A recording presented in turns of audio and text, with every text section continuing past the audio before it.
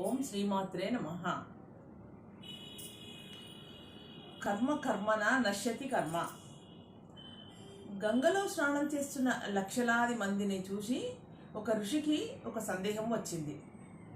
వెంటనే గంగా నదిని అడిగాడట, అమ్మా, ఎందరో ఎన్నో పాపాలు చేసి గంగలో మునకలేస్తున్నారు, వారి వారి పాపాలను వదిలేస్తున్నారు.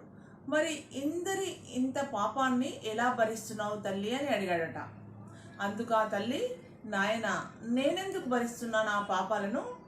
ఆ పాపాలన్నీ వెంటనే తీసుకెళ్ళి సముద్రంలో కలిపేస్తున్నాను అని చెప్పిందట.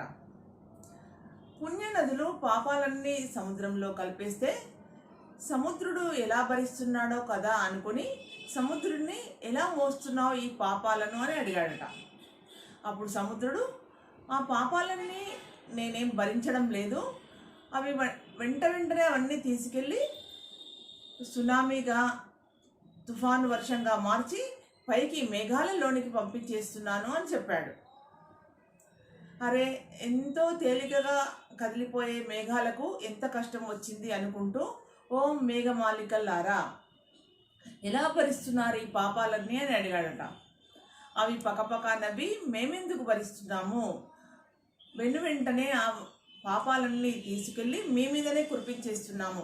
ఎలాగంటే అతివర్ష రూపేణా, వరదల రూపేణా, ఎడతెరిపి లేని వర్షాల రూపేణా, వరదలు బీభత్సాల రూపేణా మీ మీదే కురిపించేస్తున్నాం అని చెప్పాయట.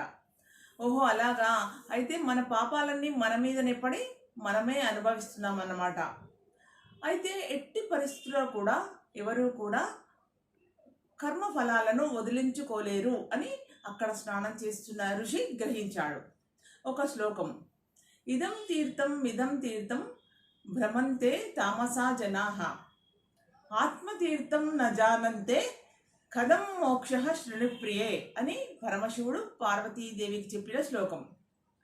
దీని తాత్పర్యం ఏమిటంటే, ఈ తీర్థంలో స్నానం ఆచరిస్తే పుణ్యం వస్తుంది, ఆ తీర్థంలో స్నానం చేస్తే మోక్షం వస్తుంది అని తీర్థ స్నానములకై పరుగులెత్తడి మానవుడు భ్రమకు లోబడుతున్నాడు.